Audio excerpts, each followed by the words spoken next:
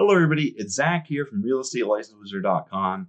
Today, we're talking about a subject that not that many people talk about: failure, specifically failing the real estate exam.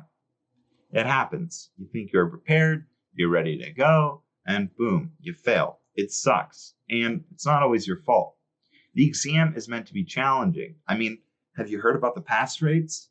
Now, while the pass rate does vary from state to state, it's common that many test takers fail on their first try.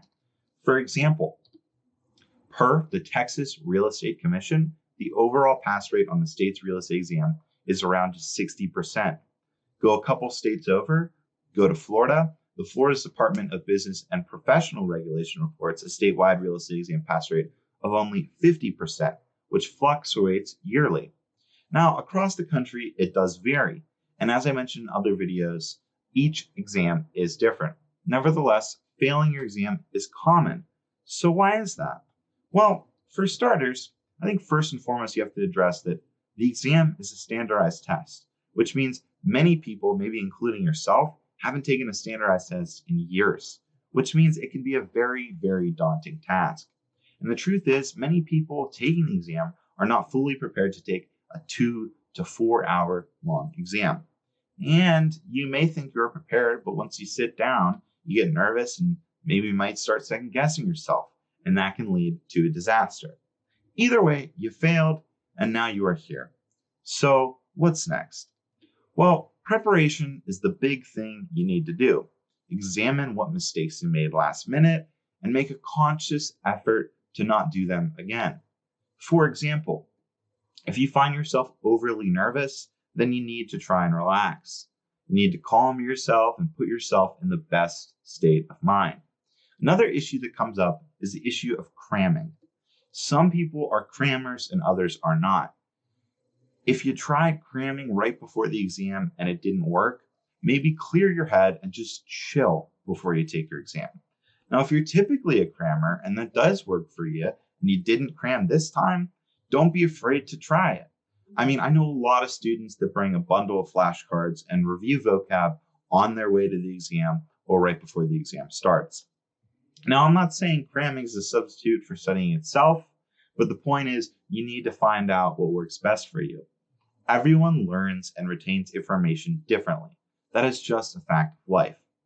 Now, of course, you need to make sure you're getting plenty of sleep the night before.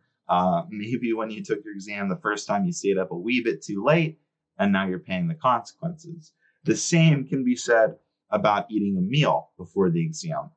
So you're focused. So you're not worrying about where your next meal is. You're focusing on those hard real estate exam questions. All of these things you need to examine so you can be prepared to take the test the next time and pass. Now, of course, there does come a time where maybe you have to completely stop what you're doing and reevaluate some study methods.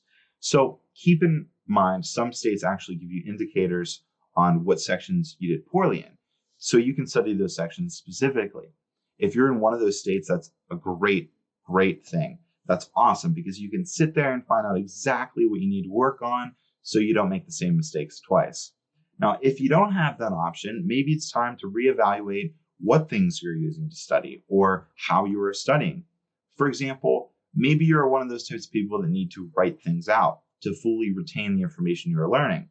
Maybe you're one of those types of people, but you didn't even know yet. Or maybe flashcards are just not working and you should maybe try practice exams more. Either way, you have to find out what works best for you and use this time to reflect on the choices you made before you took the exam. Now, I know it sucks and it stings to say you failed your real estate exam. And listen, you have to keep your head up. I know successful, big-time real estate agents who have failed their exam, sometimes drastically, sometimes by only 1 or 2 questions.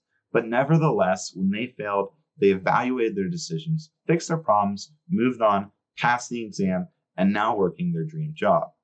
You can't let this one hurdle in your life let you down. There is a reason you're here. You want to get your real estate license. It doesn't matter if you failed once, twice, 3 times, 4 times. You can, in fact, do it.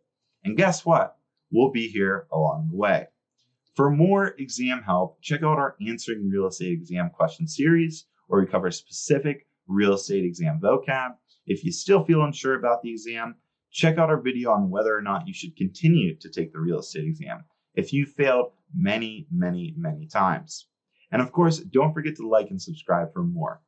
Anyways, thank you guys so much for watching. Keep your head up. Remember, you're on the verge of doing some amazing things.